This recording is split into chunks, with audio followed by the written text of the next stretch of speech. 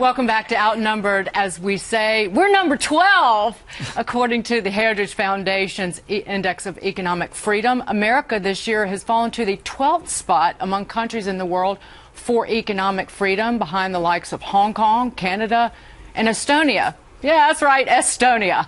In fact, the U.S. has fallen 6 spots since President Obama has been in office. This year, we actually stabilized a little bit, so it looks like that the fall has stopped.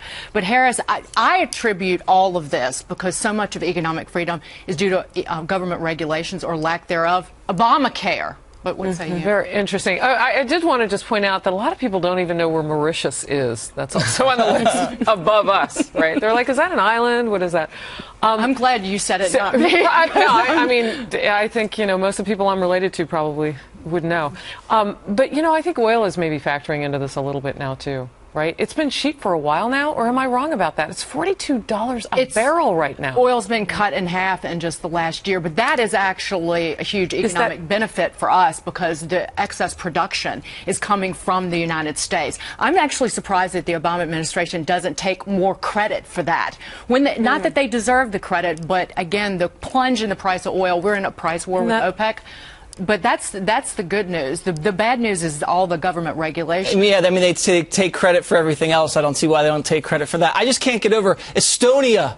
Estonia, a former Red Russian Soviet bloc country, is freer than America. I just can't believe it. And the president likes to tout the great economy, the State of the Union, everything's going great. Now he wants to get rid of the sequester and spend another gazillion dollars.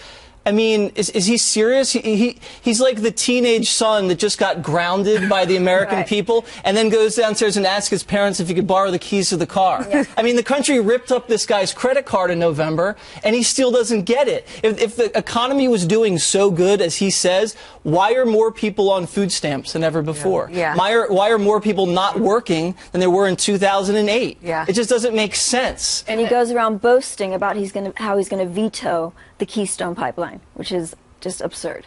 I don't get it. In terms of Obamacare, because that is one of the greatest government regulations that's been imposed on business in modern history.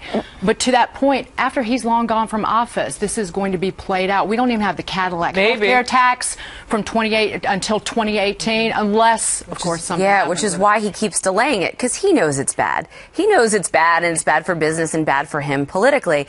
But Jesse's absolutely right. You can't have it both ways. I mean, he stood at that State of the Union, and he did take credit for low gas prices. He took credit for all the good, but then he stands up and gives a speech about how poorly the middle class are faring. Right. And it goes back to my point from the last block.